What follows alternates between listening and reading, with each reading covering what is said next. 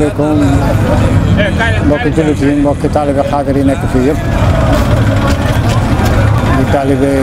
xaadir waa Ndiassane di jiital nag ci nuyu bi balaa ñuy yëkkati leen di nuyu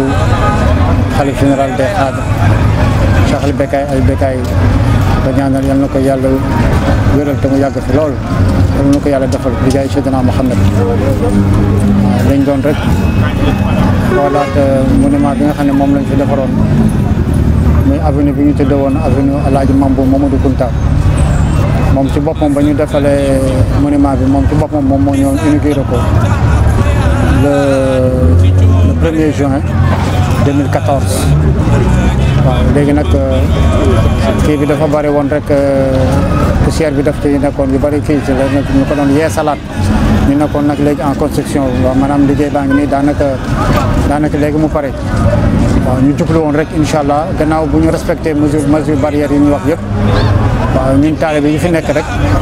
ñu rafetlu woon daal incha allah dimanche bii di ñëw à 11h waaw ñu mën ko inauguré waat ñu koy def ci ndigalu nag xalifa bi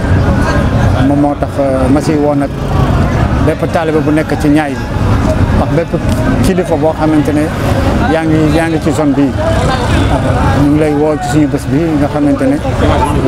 lépp li ci war yëpp dinañ ko def fas yéene nañu nag de balaa ñuy def benn waxtaan jàng def fi ñaari kaamil ñaanal Cheikh Bou Kounta ak ay njabootam ñaanal tam xalifa bi yàlla na fi yàgg te wér ñaanal le président de la république Macky Sall ñaanal tam réew mi mbas mi fi nekk yàlla na ko fi yàlla jëlee si darajay rasulullah sallallahu alayhi wa sallam kon nag mbokk taalibe yi mbokk jullit yi ñu ngi leen di woo ci bés bi man Cheikh Daouda Sidibé maa ngi leen di woo ci bés bi nga xam ne la bés la bu historique bés la boo xamante ne Ndiassane ko moom xaadir yaa ko moom jullit yaa ko moom ay sëtu rasulullah sallallahu alayhi wa sallam ñoom ñoo ko moom kon nag mbir maa ngoog dimanche incha allah à 11h dañu bëgg a def inauguration bi ci barke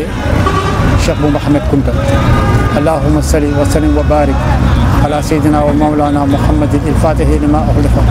wal khatimi lima sabaqa nasir al-haqq bil haqq wal hadi ila siratika al-mustaqim sallallahu ta'ala alayhi wa ala alihi wa sahbihi haqqa qadratihi wa miqdaril azim subhana rabbika rabbil izzati amma yasifun wa salamun ala al-mursalin walhamdulillahi rabbil alamin